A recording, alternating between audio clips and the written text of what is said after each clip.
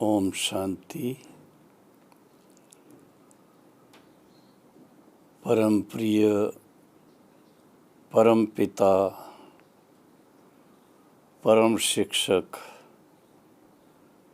परम सतगुरु निराकार ज्योति स्वरूप विश्व कल्याणकारी शिव परमात्मा के अति प्रिय संतानों और ब्रह्मा बाबा की नैनों के नूरे रत्नों, बाप दादा के दिल तख्त नशीन, देश विदेश के सभी ब्राह्मण कुलभूषणों को आज सतगुरुवार की बहुत बहुत शुभकामनाएं। जब हम सतगुरुवार का दिन मनाते हैं तो हमें स्मृति आती है कि जब तक परम पिता परमात्मा परम पिता के रूप में, परम शिक्षक के रूप में और सतगुरु के रूप में हम सब आत्माओं को सन्मुख नहीं मिलते, तब तक हम सब भटकते रहते हैं। शांति के लिए भटकते हैं, परमात्मा की दया के लिए भटकते हैं,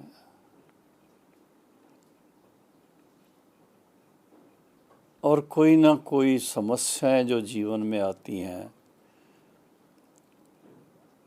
उसके लिए भी रास्ता ढूंढते हैं।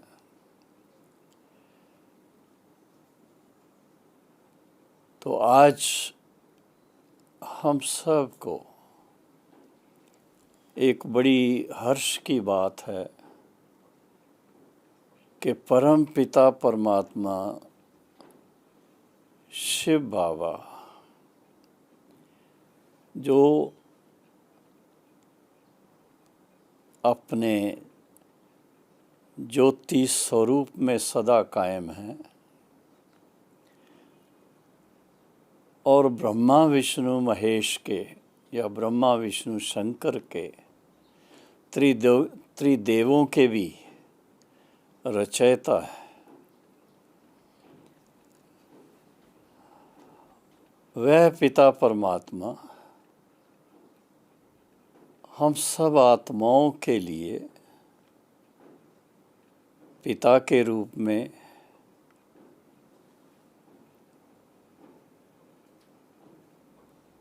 हमें एक नया दिव्य जन्म देते हैं।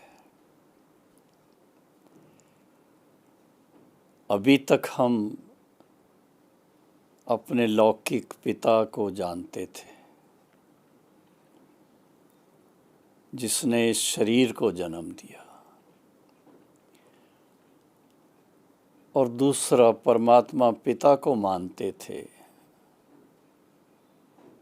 उनके लिए कहते ही थे परम प्रिय परम पिता परमात्मा,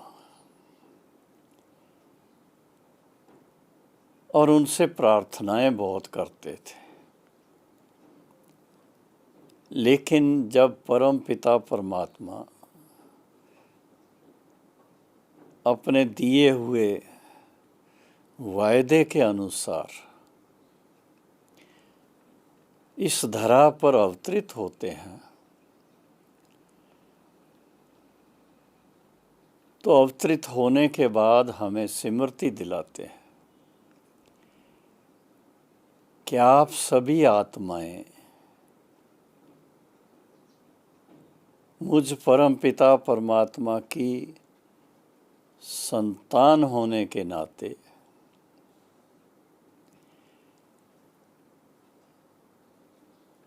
सतो प्रधान थे। आप सबके संस्कार बहुत श्रेष्ठ थे और जिसके कारण जब आप परम धाम से इस धरा पर अपना निश्चित विश्व ड्रामा का जो पार्ट है उसमें जब पधारे तो आत्मा भी सतो प्रधान थी और जो देह ली वो भी 5 तत्व भी सतो प्रधान थे। इसलिए सतो प्रधानता होने के कारण उस समय का व्यवहार भी सतो प्रधान था और उस समय का रहन सहन लेन देन सब सतो प्रधान, इसलिए उसको सतयुग माना जाता था। और उस समय हम सब के संस्कार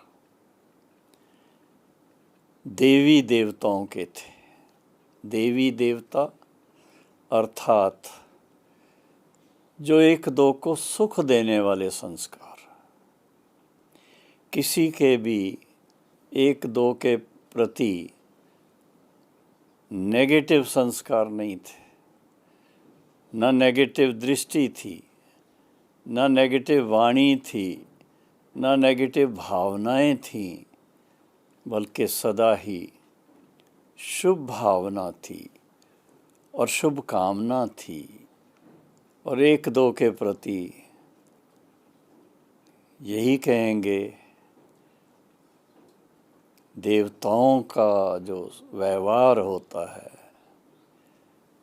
देवता के रूप में सुख ही सुख लेना भी और देना भी। लेकिन जैसे हम सब रोज अनुभव करते हैं, प्रातःकाल बहुत सुंदर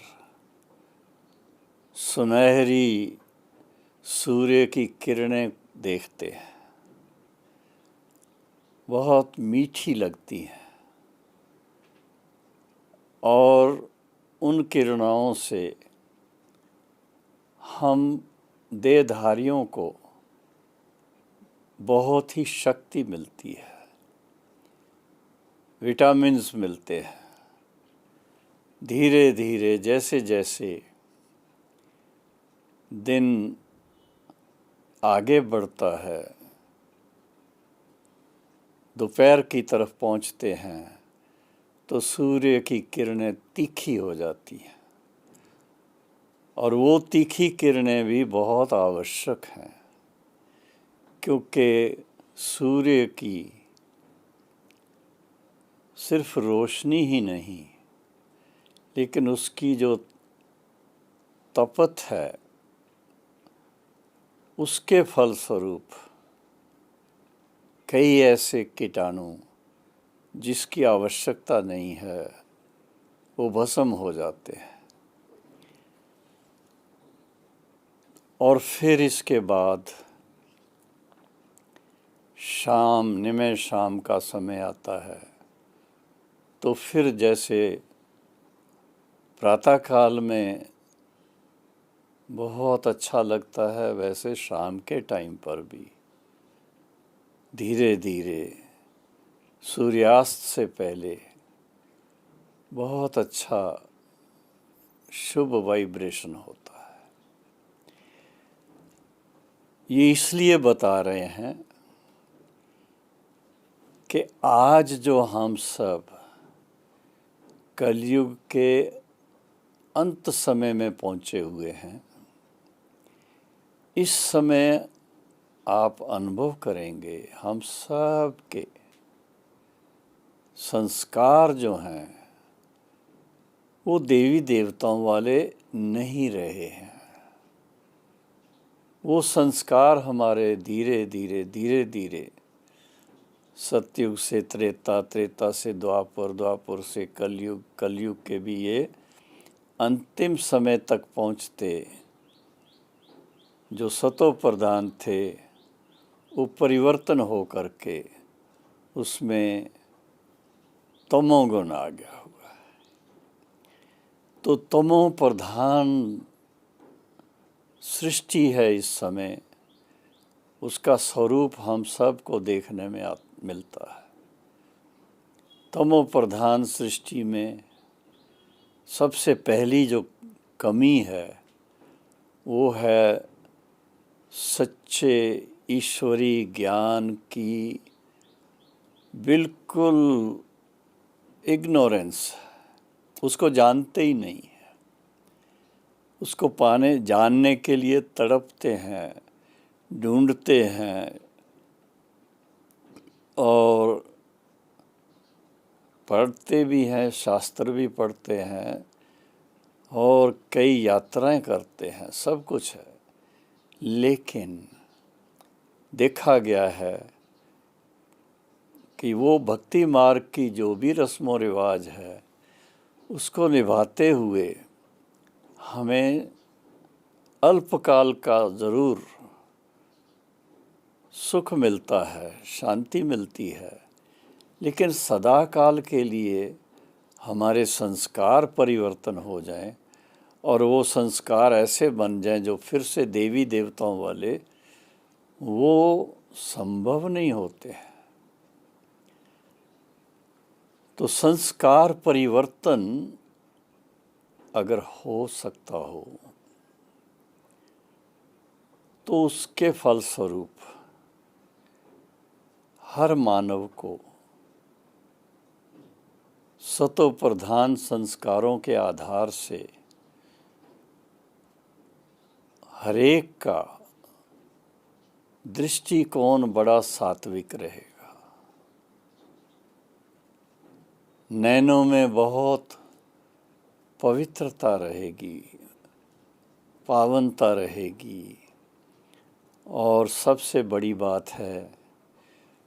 जो आज देह दृष्टि से सबको देखने की आदत है। एक तरफ कहेंगे देह तो 5 तत्वों का पुतला है, मिट्टी है, लेकिन वो मिट्टी जैसे देवियों के जब चित्र बनते हैं मिट्टी से बनाते हैं, लेकिन उनको इतना सुंदर ढंग से पेंट करते हैं, उनके चेहरों में, उनके नैनों में वो ऐसी भासना आती है उनसे जैसे कि वो चैतन्य में हमारे सन्मुख है। लेकिन फिर जैसे ही दुर्गा पूजा का दिन पूरा होता है तो फिर उन देवियों को, जिससे कि लोगों को ऐसी भासना आती थी जैसे चैतन्य देवियां सामने हैं, फिर उनको विसर्जन कर देते हैं, दरिया में डाल देते हैं और उसके बाद वो जो भक्ति भाव वाला जो स्वरूप वो बदली हो जाता है। संस्कार फिर से वही पुराने कलयुग के संस्कार, तमोगुण के संस्कार वो फिर काम करने लगते हैं, जिसके कारण मनुष्य दुखी होते हैं, अशांत होते हैं, रोते हैं और कई प्रकार की बीमारियां आ जाती हैं। तो हमें सदा तंदुरुस्त रहने के लिए, सदा धन धान्य संपन्न रहने के लिए, सदा मन की शांति के अनुभव में रहने के लिए, सदा एक दो के साथ व्यवहार में हमेशा सुखी सुख की लेन देन हो, उसके अनुभव में जाने के लिए आवश्यकता क्या है? आवश्यकता है संस्कार परिवर्तन की,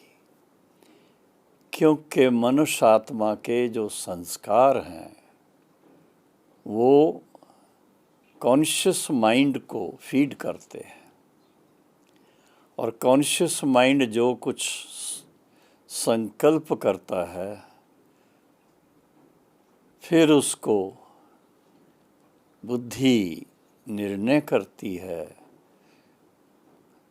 कि राइट क्या है, रॉन्ग क्या है, और उसके अनुसार अगर राइटियस कर्म करेगा तो संस्कार भी राइटियस बन जाएंगे, और अगर अनराइटियस कर्म करेगा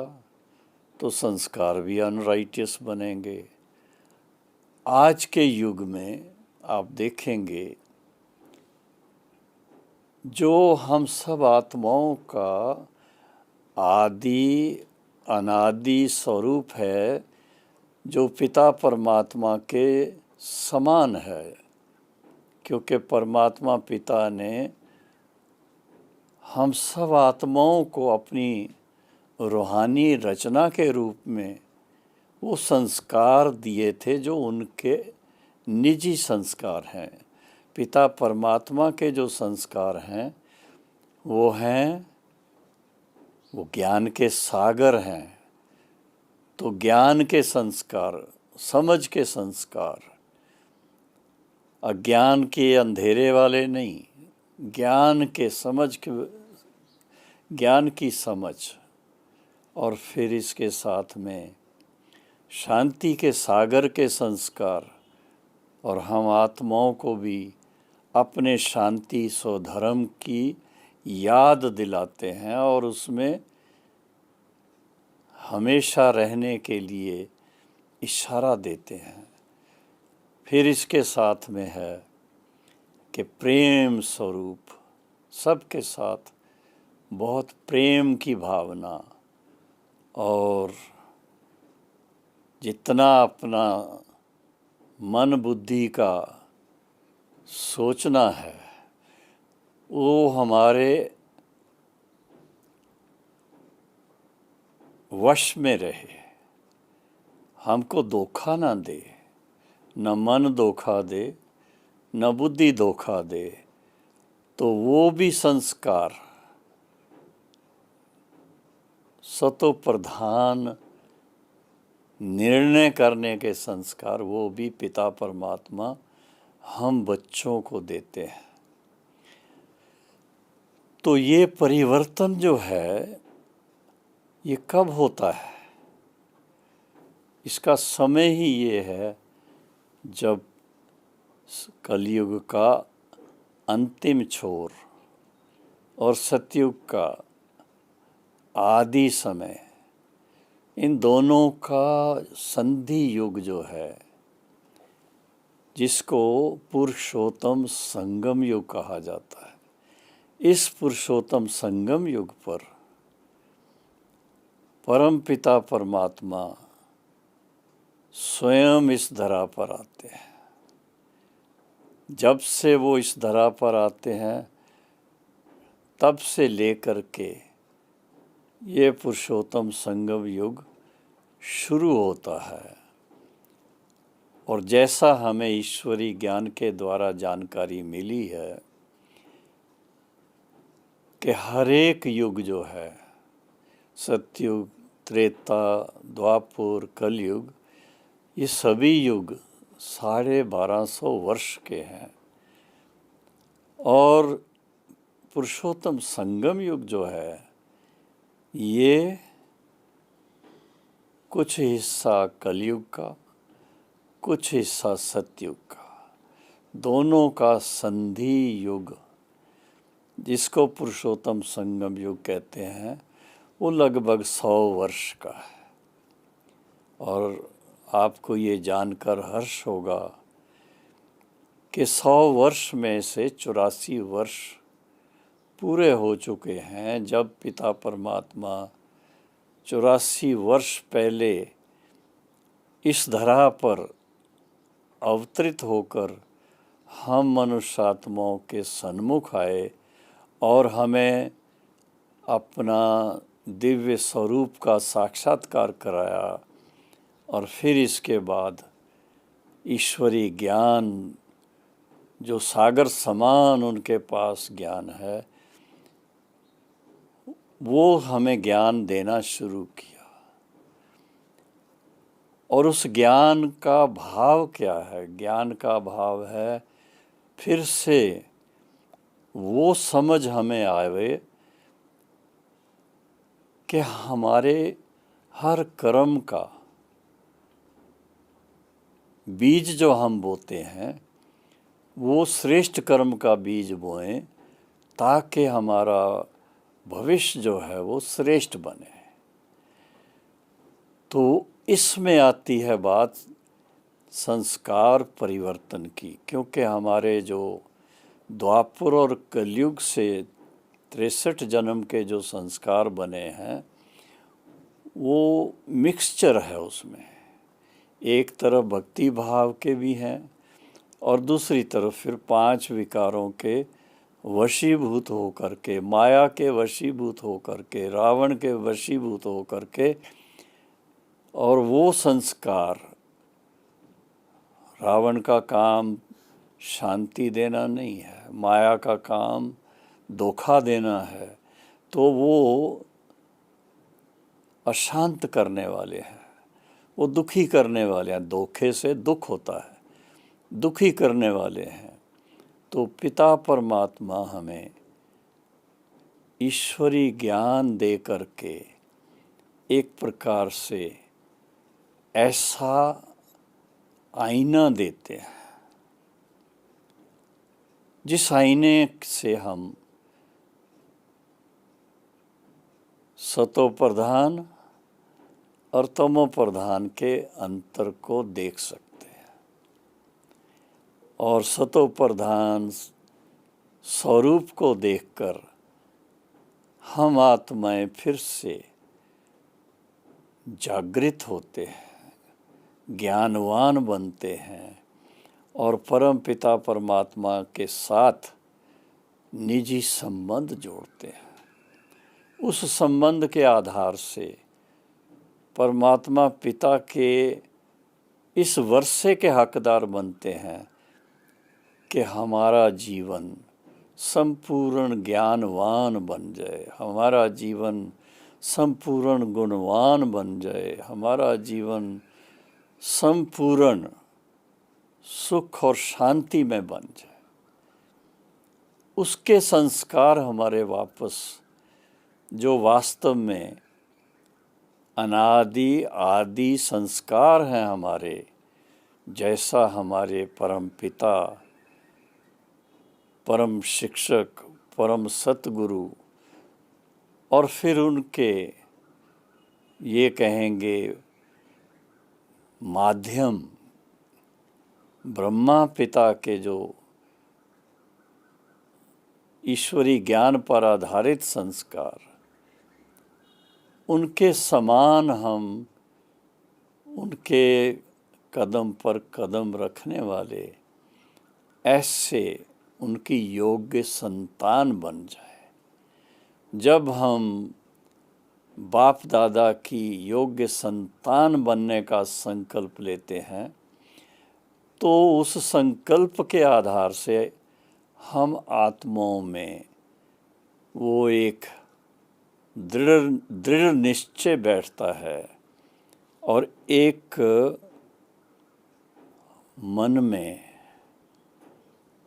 एक बड़ी ऊंची धारणा बनाने की इंस्पिरेशन आती है कि जैसे हमने कल्प पहले 5000 वर्ष पहले परमात्मा पिता से इस वर्षे को प्राप्त किया था और उस वर्षे को प्राप्त करने के लिए अपने अंदर योग्यता भरी थी, तो हम फिर से अपने आप को ऐसा परमात्मा पिता के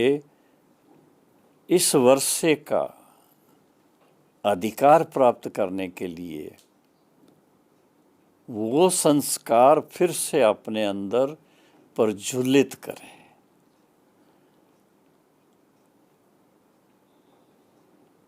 बाप समान संस्कार अगर धारण हो जाते हैं तो उसके जैसी प्राप्ति कोई नहीं है, उसके जैसी, उससे बढ़कर के कोई ऊंचाई नहीं है। इस संसार का कोई भी व्यक्ति उस अनुभव को प्राप्त कर सकता है, लेकिन ज्ञान के बिना, ईश्वरी ज्ञान अगर नहीं है, सहज राजयोग की जानकारी नहीं है और उसका अभ्यास ही करके उसका कोई आनंद नहीं लिया है, तो वो कैसे इतना ऊंचा वो अनुभव कर पाएंगे। तो ये विशेष समय है पुरुषोत्तम संगम युग का। कलयुग के अंतिम समय को ये वरदान मिला हुआ है कि फिर से हमारे जो सतो प्रधान संस्कार थे, जो सतो प्रधान से सतो, सतो से रजो, रजो से तमो, और अभी इस समय तमो प्रधान संस्कार बने हुए हैं, उनको परिवर्तन करना, और परिवर्तन करने के लिए ये थोड़ा सा पुरुषोत्तम संगम युग का समय है जब हमें फिर से अपना ज्ञान दीपक जलाना ज़रूरी है, नहीं तो अंधेरे में ही रह जाएंगे। तो ज्ञान का दीपक जलाएं और फिर इसके साथ में एक दो चीज़ें हमको अपने जीवन में विशेष धारणा के रूप में लानी पड़ेगी। हर रोज़ इस दीपक में ज्ञान घृत डालें, हर रोज़